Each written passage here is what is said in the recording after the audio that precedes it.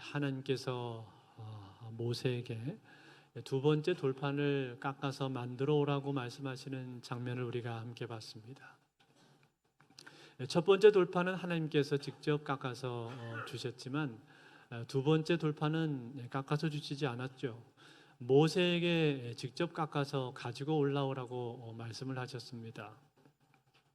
모세는 이 하나님의 말씀에 순종을 해서 자기가 돌판을 깎아서 신의 산으로 올라갔고 거기에서 하나님을 만나 뵈었습니다.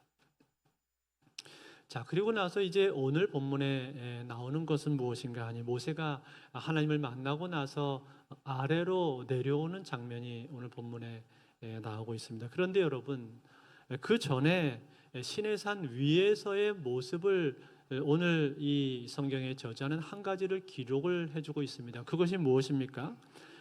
바로 모세가 금식하면서 기도하는 장면입니다. 오늘 28절에 보면 그 내용이 나오는데 28절이 오늘 중요한 구절입니다. 같이 한번 읽어볼까요? 28절 말씀 같이 있습니다. 시작. 모세가 여호와와 함께 40일 40야를 거기 있으면서 떡도 먹지 아니하였고 물도 마시지 아니하였으며 여호와께서는 언약의 말씀 곧 십계명을 모세가 시내산에 올라갔는데 거기에서 며칠 있었다고 말했죠? 40일 동안 있었다, 그렇게 말을 했습니다. 40일 동안 있으면서 금식하면서 기도를 했다라는 거예요. 그런데 이번이 모세가 금식한 그 첫 번째는 아니었습니다. 과거에도 모세는 한번 시내산에 올라가서 금식 기도를 한 적이 있었습니다. 그때도 역시 40일 금식 기도를 했단 말이에요. 그러니까 모세는 지금 40일을 금식하고 나서 또다시 얼마 있다가 다시 한번 40일 금식 기도를 또 하고 있는 겁니다. 대단한 거죠. 여러분, 사람이 40일 동안 금식을 하면 어떻게 될까요? 저는 40일 금식 기도를 해본 적이 없어서 정확히 모릅니다만 사람이 40일 동안 금식을 한다는 것은 결코 쉬운 일이 아닙니다. 그것은 목숨을 걸고 하는 일입니다. 그런데 모세는 여기서 보니까 떡도 먹지 않고 물도 마시지 않았다, 그렇게 말을 해주고 있습니다. 물 한 모금 마시지 않고 40일을 금식을 한 거예요. 여러분, 이것은 사람의 생명이 자칫 위험할 수 있을 뿐만 아니라 금식을 마치고 났을 때, 금식을 다 마치고 나면 그 사람의 얼굴이 어떻게 될까요? 아주 초췌하게 되면서 피쩍 마르게 되고 그리고 아주 늙어 보이게 됩니다. 거의 사람의 몰골이 아니라고 해도 과언이 아닐 것입니다. 그런데 참 놀라운 것은 무엇이었는가 하니 오늘 성경에 보니까 오늘 이 모세의 모습에 대해서 성경은 뭐라고 말을 해주고 있는가 하니 그 바로 다음 절에 보면 모세의 모습을 기록해 주는데 이렇게 기록을 해주고 있어요. 29절에 보시면은 모세가 그 증거의 두 판을 모세의 손에 들고 시내의 산에서 내려오니 그 산에서 내려올 때 모세는 자기가 여호와와 말하였으므로 말미암아 얼굴 피부에 광채가 나나 깨닫지 못하였더라. 자, 얼굴이 어떻게 되었다고 했습니까? 얼굴에서 광채가 났다, 그렇게 기록을 해주고 있죠. 사랑하는 성도 여러분, 모세의 얼굴에서는 지금 광채가 나고 있는 것인데 이 광채는 도대체 어디서부터 오는 것입니까? 이것은 사람의 힘으로 나는 것이 아닙니다. 사람의 어떤 기술이라든지 어떤 사람의 방법으로 인해서 되는 것이 아닙니다. 이것은 하나님으로 말미암은 것이에요. 제가 전에 대학 다닐 때 선배 한 분이 계셨는데 이 선배가 어느 날 이런 얘기를 하더라고요. 자기가 동국대를 놀러 간 적이 있었는데 동국대에는 연극영화과가 있거든요. 캠퍼스를 걸어 다니는데 저쪽에서부터 한 여자가 오는데 그쪽에서 광채가 나더래요. 그래서 아니 저게 누군가 하고 봤더니 걸어오는데 채시라더래요. 채시라 아십니까? 예, 그 탤런트 있잖아요. 첫사랑에 나왔던 탤런트. 그 채시라가 걸어오는데 그쪽에서 광채가 나는 거를 자기가 봤다는 거예요. 그러면서 재미나게 그 얘기를 하는 걸 들은 적이 있습니다. 여러분, 여기서 이 채시라 씨의 얼굴에서 난 광채, 이것은 뭡니까? 이것은 그녀의 미모에서부터 오는 거죠. 미모 플러스 각종 클렌징 오일, 잡티 제거제, 모공 축소 에센스 등등 이런 화장품 그리고 오이 마사지 그런 거를 통해서 지금 이 채시라 씨의 광채가 나고 있는 거예요. 즉 타고난 미모하고 거기에 인간의 과학 기술이 합쳐져서 이러한 광채가 났단 말이에요. 그런데 지금 모세는 어떻습니까? 모세는 그런 것이 전혀 없습니다. 모세는 인간적으로 보면 그의 얼굴에서 광채가 날 만한 조건이 없단 말이에요. 그가 타고난 꽃미남이었던 것도 아니고 40일 동안 아무것도 먹지를 않았습니다. 그것도 광야에서 시내산 위에 그 척박한 환경 가운데서 40일 동안 머물렀으니 그 환경 가운데 얼굴이 얼마나 까칠해졌겠습니까? 그의 얼굴은 지금 초췌하다 못해 말라 비틀어졌어야 정상이란 말이에요. 그런데 놀랍게도 그의 얼굴은 초췌한 것이 아니라 광채가 나고 있었다라는 거예요. 빛나고 있었다라는 거예요. 여러분 도대체 이게 어떻게 된 겁니까? 어디서 이 광채가 나온 거예요? 이것은 모세로부터 나온 게 아니에요. 하나님으로부터 나온 겁니다. 그가 하나님 앞에 오랫동안 머물러 있었기 때문에 하나님은 빛이시라. 그 빛의 근원 되신 하나님으로부터 빛이 그에게 옮겨오게 된 것이고 그 하나님의 빛이 반사가 되어서 전달이 되어서 모세의 얼굴에 지금 빛나고 있다는 거예요. 그러니 여러분 이 광채, 이 빛의 원형은 누구십니까? 원형은 하나님이신 거죠. 하나님의 빛이 모세에게 지금 반영이 되고 있다는 거예요. 마치 밤에 우리가 달을 보면은 달이 환하게 빛을 내지 않습니까? 그런데 그 달빛은 어디에서 온 거예요? 태양으로부터 온 겁니다. 태양빛이 와서 달빛에게 반사가 되는 거예요. 달에게 반사가 되는 거예요. 달 자체는 빛을 내지 못하는데 태양이 빛을 내기 때문에 그 태양이 달에 반사되는 것을 우리가 환하게 본단 말이죠. 마치 그것처럼 하나님으로부터 나온 빛이 모세의 얼굴에 반영이 되어서 지금 모세가 얼굴에 광채가 빛나고 있는 거예요. 그렇다면 여러분 이 빛은 왜 모세에게만 나는 것입니까? 아론이나 다른 사람들에게 나지 않고 모세에게만 빛이 나는 이유가 뭐예요? 제일 첫 번째 이유는 그가 하나님과 같이 있었고 또 하나님을 깊이 만난 사람이 바로 모세이기 때문에 그런 거예요. 여러분 모세는 시내산에서 무려 40일 동안 있었습니다. 40일간을 하나님 앞에 머물렀다는 것 그것 자체도 참 대단한 것입니다만 그 기간 동안에 금식했다 그랬잖아요. 금식을 했다 그 말은 다른 데 보지 않고 하나님한테 집중했다 그런 뜻이죠. 여러분 사람이 이 하루 생활 중에서 먹는 것이 차지하는 비중이 크잖아요. 오늘 아침은 뭘 먹을까? 점심은 뭘 먹고 저녁은 뭘 먹을까? 생각해야 되잖아요. 그리고 그 밥을 그냥 먹을 수 있는 게 아니라 먹으려면 또 이 밥을 준비를 해야 되지 않습니까? 그 준비하는 데 걸리는 시간과 노력 그리고 거기에 써야 되는 에너지 등 이런 것들이 다 필요하단 말이에요. 밥을 먹으려면. 또 직장인들의 경우를 봐도 직장인들도 점심시간 되면 오늘 점심을 뭘 먹을까? 어느 식당에 갈까? 그 식당은 우리 회사로부터 얼마나 걸리지? 그런 것들을 다 감안을 해서 고려하고 신경을 써야 된단 말이죠. 그러니까 하루 중에 먹는 것이 차지하는 비중은 꽤 큰 겁니다. 그런데 금식을 하면 어떻게 됩니까? 금식을 하면은 그런 것들에 전혀 신경 쓸 필요가 없는 거죠. 거기에 마음과 시간과 에너지를 빼앗길 필요가 없습니다. 오로지 누구만 바라보는 거예요? 하나님만 바라보는 거예요. 하나님만 바라보면서 그 하나님만 생각하고 그 하나님의 임재 가운데로 들어가게 되는 거예요. 그러니 얼마나 집중적으로 하나님 앞에 머물게 되는 겁니까? 그런 시간이 있었기 때문에 그의 마음과 온 몸은 주님으로 가득 차게 되었다는 거예요. 모세가 그의 마음과 온 영혼이 하나님으로 가득 채워지게 되었고 그로 말미암아 그의 심령이 하나님으로 채워지게 되었을 때 그것은 그의 얼굴에 빛으로 드러나게 되었던 것입니다. 사랑하는 성도 여러분, 그렇습니다. 우리가 우리의 심령이요 하나님으로 가득 채워지게 되면 그러면 우리의 삶은 빛이 나게 되어 있습니다. 그 빛은 하나님께서 우리에게 부어주시는 빛이에요. 하나님이 빛이시기 때문에 그 빛 대신 하나님하고 우리가 같이 있으면 같이 있을수록 하나님의 빛이 우리의 영혼에, 우리의 마음에 가득 임하게 된다라는 거예요. 여러분, 여기 나오는 이 빛이라고 하는 것은 단순히 얼굴에만 빛나는 것이 아닙니다. 나의 내면에도 빛이 생기게 되는 것이고, 그 빛으로 말미암아 내 주변의 어둠을 내가 비출 수가 있다 이 말이에요.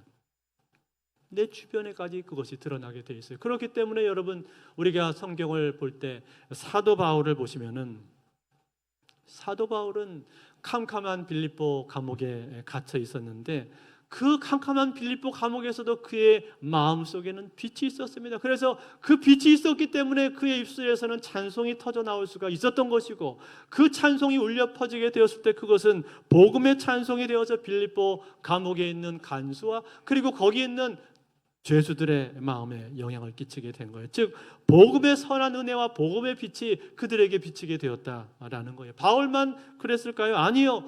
요셉도 그랬습니다. 요셉은 애굽에 팔려가서 노예 생활하다가 죄수의 신분이 되어서 감옥에 갇혔었는데, 그가 하는 일들을 보니까 어땠습니까? 요셉은 성실하고 책임감이 강했었습니다. 뿐만 아니라 그가 하는 모든 일들 가운데서 선한 인격이 풍겨 나오게 되었습니다. 그래서 간수가 그를 신뢰했다라고 성경은 말을 해주고 있지 않습니까? 그것이 다 어디서부터 오는 거예요? 하나님과의 관계에서 온 겁니다. 하나님과의 교제에서 온 거예요. 요셉이 하나님과 동행함에 형통하였더라 하는 그 말씀처럼 하나님과 계속해서 함께하고 머무는 시간이 있었기 때문에 그것이 그의 삶 가운데 빛으로 드러나게 된 것이고, 아름다운 인격으로 향기 나는 인격의 모습으로 나타나게 되었다는 거예요. 그뿐만이 아닙니다. 유대인들의 시기를 받아서 순교를 당했던 스데반을 한번 생각을 해보십시오. 스데반은 죽기 전에 그 얼굴이 해와 같이 빛났다고 말을 했습니다. 사도행전 6장 15절에 보시면 이렇게 말해주고 있어요. 공회 중에 앉은 사람들이 다 스데반을 주목하여 보니 그 얼굴이 천사 얼굴과 같더라. 천사처럼, 마치 천사와 같이 그렇게 빛나는 모습이었다라는 거예요. 그것이 스데반이 죽기 전에 가지고 있던 모습이었습니다. 여러분, 그것이 어디서부터 온 거예요? 하나님하고의 관계에서부터 온 겁니다. 스데반은 평소에 하나님 앞에 늘 머물고 기도하는 사람이었기 때문에 그것으로 말미암아, 하나님과의 깊은 교제로 말미암아 그것이 그의 얼굴에 천사처럼 빛나는 모습으로 드러나게 되었다는 거예요. 사랑하는 성도 여러분, 그렇습니다. 우리가 하나님과 깊이 교제하게 되면요, 그 하나님과 교제하는 그 시간을 통해서 우리는 하나님으로부터 빛을 받게 되는 겁니다. 그렇기 때문에 야고보서 1장 17절은 이렇게 말씀해 주고 있습니다. 온갖 좋은 은사 온전한 선물이 다 위로부터 빛들의 아버지께로부터 내려오나니 그는 변함도 없으시고 회전하는 그림자도 없으시니라. 아멘. 빛들의 아버지로부터 온갖 좋은 것들과 각양 온전한 선물들이 내려온다, 그렇게 말했습니다. 여러분, 이 은사와 이 선물은요, 그냥 겉으로 드러나는 빛뿐만 아니라 내면의 빛까지를 다 포함해서 말씀을 해주고 있는 거예요. 즉 우리 내면 속에서 나타나는 빛들입니다. 사랑의 빛, 기쁨의 빛, 평화의 빛, 위로의 빛 등등 이러한 모든 빛들이 나오게 된다라는 거예요. 그래서 그 빛을 가지고 다른 사람들에게 비추어 줄 수가 있는 거예요. 선한 영향력들을 우리가 빛으로 끼칠 수가 있는 겁니다. 그러니 그 빛이 얼마나 귀한 것입니까? 얼마나 소중한 것입니까? 저는 청년 시절에 참 귀한 목사님을 만나서 좋은 영향을 받았었는데요. 저는 그 목사님을 만나 뵐 때마다 그분에게 참 빛이 있다고 항상 느꼈습니다. 그 목사님이 가지고 계신 빛은 제가 느낄 때 평안의 빛이었었고 기쁨의 빛이었었고 또 위로의 빛이었습니다.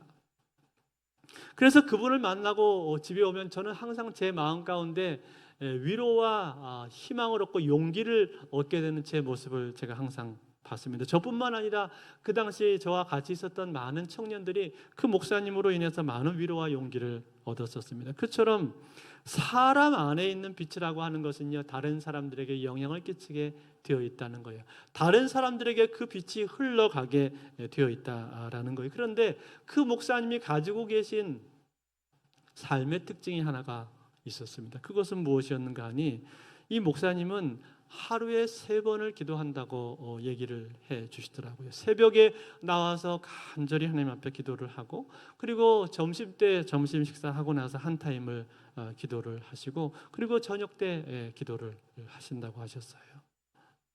그것도 잠깐 기도하는 것이 아니라 매번마다 상당한 시간을 내어서 새 타임을 기도한다라고 말씀을 하시더라고요. 그렇게 하셨기 때문에 그분의 얼굴에는 빛이 있었던 거예요. 기쁨과 은혜의 빛, 여유의 빛, 확신과 유모의 빛, 그러한 빛들이 그 목사님에게는 항상 느껴졌었습니다. 그래서 우리는 그분을 통해서 많은 위로와 격려를 받은 것이죠. 그것이 어디서부터 오는 것입니까? 그것은 다른 데서 오는 게 아니에요. 하나님과의 교제로부터 오는 겁니다. 하나님 앞에 머무는 시간이 많아질 때, 길어지면 길어질수록 오래 머물러 있을 때 거기서부터 그 빛이 우리에게 오게 된다라는 거예요. 사랑하는 성도 여러분, 그렇습니다. 하나님 앞에 오래 머무는 사람은요, 오래 머물 때 그 하나님으로부터 빛이 부어지게 되어 있습니다. 그러므로 사랑하는 성도 여러분, 오늘 우리도 하나님 앞에서 오래 머물 수 있기를 원합니다. 하나님과 함께 있는 교제의 시간을 늘리십시오. 하루에 5분, 10분, 그거는 너무나 부족합니다. 더 많은 시간을 내가 하나님과 같이 있어야 되겠다, 하나님 앞에 머물러야 되겠다, 그 시간을 더 늘리시기를 바랍니다. 하나님 앞에 오래 머물면 머물수록 여러분의 삶 가운데는 놀라운 빛이 부어지게 될 줄로 믿습니다. 그런가 하면 여러분, 두 번째입니다. 왜 하필 모세에게만 이런 빛이 임하게 된 겁니까? 그것은 바로 모세가 겸손했기 때문에 그런 거예요. 겸손했기 때문에. 아까 우리가 읽었던 29절을 보시면은 29절에서 모세가 자기 얼굴에서 광채가 났는데 맨 끝에 보면 뭐라고 기록을 하고 있습니까? 맨 끝에 보시면은 자기 얼굴 피부에 광채가 나나 깨닫지 못하였더라. 무슨 말이에요? 모세는 몰랐다는 거예요. 자기 얼굴에서 지금 광채가 나고 있는데 모세는 그것도 모르고 있는 것입니다. 여러분, 교만한 사람들은요, 자기 자신에게 관심이 많습니다. 그래서 자기가 다른 사람들에게 어떻게 보이는가, 어떻게 비춰주는가, 그것을 끊임없이 신경을 쓰고 그것을 위해서 자기의 힘과 에너지를 쏟습니다. 즉 어떻게 해서든지 다른 사람들에게 잘 보이고 좋게 보이려고 노력을 한다는 거예요. 또 자기가 뛰어나고 자기는 특별하고 다른 사람들과는 구별되는 차별화되는 뭔가를 가지고 있다라는 것을 끊임없이 드러내고 싶어 한단 말이죠. 이것이 바로 교만한 사람의 특징입니다. 그렇지만 여러분, 반면에 겸손한 사람들은 어떻습니까? 겸손한 사람은 자기 자신에게 그렇게 큰 관심이 없습니다. 자기에게 큰 관심이 없어요. 자기가 다른 사람에게 어떻게 보이는가, 어떻게 비춰지는가, 거기에 그렇게 큰 관심이 없습니다. 그것보다는 자기가 혹시 다른 사람에게 누가 되거나 피해를 주지는 않는가, 오히려 그런 생각을 더 합니다. 즉 교회 같으면 내가 다른 사람들이 신앙생활 하는데 걸림돌이 되고 있는 것은 아닌가, 이런 생각들을 더 한단 말이죠. 이것이 겸손한 사람들의 특징입니다. 그런데 오늘 모세는 어떤 거예요? 모세는 자기 얼굴에 광채가 나고 있는데 그것조차도 잘 모릅니다. 자기에게 별 관심이 없습니다. 얼마나 겸손하면 자기 얼굴에서 이렇게 환한 광채가 나고 있는데 그것조차도 알지 못하고 있습니까? 그러다가 이제 아래에 내려와 보니까 어떻게 된 거예요? 사람들이 볼 때 그의 얼굴에서 환한 광채가 나고 있는 겁니다. 자기는 인식하지 못하고 있는데 사람들이 와, 이게 도대체 뭔가, 그러면서 모세에게 가까이 가기를 두려워했다, 그렇게 말씀해주고 있죠. 30절에 나옵니다.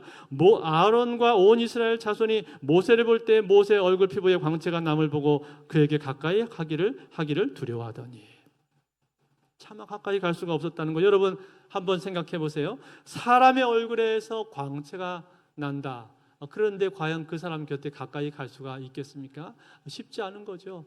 두려움과 경외심이 생기기 때문에 근처에 못 가는 거예요. 그제서야 비로소 모세는 이 사실을 인식을 하게 되었습니다. 그리고 나서 아론과 지도자들을 향해서 괜찮습니다, 가까이 오십시오 라고 말을 했을 때 그들이 가까이 왔다라고 기록을 하고 있지 않습니까? 그것이 모세가 가진 겸손함이었어요. 그리고 나서 이제 어떻게 합니까? 백성들을 불러 모아놓고 모세가 하나님 말씀을 전했는데, 말씀을 다 전한 다음엔 또 어떻게 합니까? 다시 일상생활로 돌아갈 때는 모세가 수건을 가지고 자기 얼굴을 가리고 있습니다. 여러분, 왜 모세가 지금 자기 얼굴을 가리고 있는 겁니까? 수건으로 굳이 자기 얼굴에 광채가 나는 것을 가리는 이유가 뭐예요? 왜냐하면 사람들이 첫 번째로는 자기를 두려워하는 모습을 봤기 때문에 그런 것이고, 또 한 가지는 자칫하면 사람들이 자기 자신을 너무나 특별한 존재로 여기게 될까 봐 일부러 모세는 지금 자신의 얼굴을 가리고 있는 거예요. 그래서 사람들과 만날 때라든지 일상생활을 할 때라든지 이럴 때는 그 광채가 드러나지 않도록 수건으로 자기를 가리고 있습니다. 오직 언제만 수건을 벗었다고 말하고 있습니까? 하나님 앞에 나가서 기도할 때, 그때는 수건을 벗었습니다. 그리고 사람들 앞에 나와서 하나님 말씀을 증거할 때, 그때는 수건을 벗었다고 말합니다. 왜요? 왜냐하면 말씀을 통해서 하나님의 영광과 권위를 드러내야 되기 때문에 그때는 모세가 수건을 벗었습니다. 그렇지만 그 외의 순간, 다른 모든 일상생활을 하는 순간에는 모세는 수건을 뒤집어 썼다고 말을 하고 있어요. 그래서 자칫 사람들이 자신을 우러러보거나 숭배하거나 혹은 자신을 지켜 세우게 될 수가 있을 텐데 그것을 지금 미연에 방지를 하고 있다라는 거예요. 이처럼 여러분, 모세는 겸손했습니다. 이러한 겸손한 성품이 그에게 있었기 때문에 하나님께서는 모세에게 그 얼굴에 이러한 영광스러운 광채를 주는 데 있어서 망설임이 없었다라는 거예요. 얼마든지 그의 얼굴에 이러한 영광의 광채를 주어도 그는 얼마든지 이것을 감당할 수 있는 그런 사람이었다는 것. 즉 그의 겸손한 성품이 이러한 영광스러운 복을 받을 수 있도록 그의 삶에 만들어 준 거예요. 사랑하는 성도 여러분, 오늘 이것은 우리에게 중요한 영적인 원리를 알려주고 있습니다. 그것은 무엇입니까? 하나님은 어떤 사람들에게 복을 주시는 거예요? 하나님이 우리에게 복을 주실 때 그 복을 감당할 수 있는 사람에게 복을 주시는 것입니다. 하나님이 복을 주셨는데 그 복을 감당할 수 없는 사람에게 복이 임한다면 그것은 복이 아니라 얼마든지 화가 될 수가 있는 거예요. 예를 들어서 어떤 사람이 갑자기 벼락부자가 되었는데 그 벼락부자가 된 것이 그의 인생 가운데 복이 아니라 화가 되어버리는 케이스를 우리는 많이 알고 있지 않습니까? 로또 당첨된 사람들이 그들의 비참한, 정말 뒤참한 뒷이야기를 우리는 많이 들어서 잘 알고 있지 않냐 이 말이에요. 여러분, 은사도 역시 마찬가지입니다. 어떤 사람들에게 하나님께서 은사를 부어주시는 거예요. 그 은사를 주셨을 때 그 은사를 잘 사용하고 그것을 감당할 수 있는 사람에게 부어주시는 거예요. 즉 병 고치는 은사를 주셨는데 그것을 혼자 자랑하고 또 뻐기고 다니면서 자기 잘난 맛에 그렇게 살아가는 사람이라면 그 은사를 계속 유지하기가 어렵습니다. 어느 날 하나님께서 그 은사를 걷어가시기도 한다 이 말이에요. 반면에 어떤 사람에게 하나님께서 은사를 더 많이 부어주시는 거예요. 겸손한 사람, 겸손하게 그것을 가지고 주의 나라와 영광을 위해서 사용할 줄 아는 사람, 자기 자신을 드러내지 않고 조용히 섬기면서 사용할 줄 아는 사람, 그런 사람에게는 하나님께서 은사를 더 부어주신다라는 거예요. 여러분, 물질도 역시 마찬가지입니다. 하나님께서 보실 때 이 아이에게 물질을 주면은 이 아이는 물질을 잘 쓰겠구나, 이 친구는 내가 필요할 때 필요한 일에 거기다가 적절하게 잘 쓰고 잘 흘려보내겠구나. 그러면 하나님께서 그 사람에게 왜 물질을 부어주지 않겠습니까? 주실 수밖에 없는 거죠. 아브라함이 그랬고 이삭이 그랬고 야곱이 그랬습니다. 아니, 현대 역사를 볼 때 위대한 록펠러 같은 사람이라든지 앤드류 카네기와 같은 사람들을 한번 보십시오. 그들은 하나님께서 주신 부와 권세, 재산을 가지고 그 주변에 필요한 곳에 흘려보낼 줄 아는 사람들이었어요. 그래서 그 지역에 공공도서관을 짓고 병원을 짓고 국제평화기금 등을 만드는 등 이러한 귀한 일들을 그들이 한 것 아닙니까? 즉 하나님께서 주신 것이기 때문에 이것은 하나님의 것이다, 하나님이 원하시는 곳에 써야 된다, 이러한 분명한 철학과 가치관을 가지고 있었고, 그래서 여기에 대해서 망설임이 없었다라는 거예요. 그렇기 때문에 그처럼 겸손했기 때문에 하나님께서는 그들을 더 축복하신 것이고 그들의 이름이 지금까지도 이렇게 영광스러운 이름으로 남게 해주신 것 아닙니까? 이처럼 겸손한 자에게는 하나님께서 축복해 주신다는 거예요. 오늘 이 모세는 얼마나 겸손합니까? 그의 겸손함, 그래서 하나님의 영광의 빛이 그에게 가득 임하게 된 것 아닙니까? 사랑하는 성도 여러분, 오늘 저와 여러분들도 이러한 복을 받기를 원하십니까? 그렇다면 먼저 하나님 앞에 겸손하시기를 바랍니다. 자기를 낮추십시오. 자기를 드러내고 자랑하는 것을 조심하십시오. 모든 것이 다 하나님의 것이고 하나님으로부터 왔다는 사실을 잊지 마시기를 바랍니다. 그러면 하나님으로부터 오는 복을 받게 될 줄로 믿습니다. 하나님이 보실 때, 야, 이 친구, 이 아이에게 복을 줘도 될까? 이 친구에게 물질의 복을 줘도 될까? 괜히 이 친구에게 은사를 줬다가 혼자 자랑하고 뻐기고 다니는 거 아니야? 이러한 걱정스러운 사람이 되지 마시기를 바랍니다. 반대로, 야, 이 친구에게는 얼마든지 복을 줘도 되겠구나.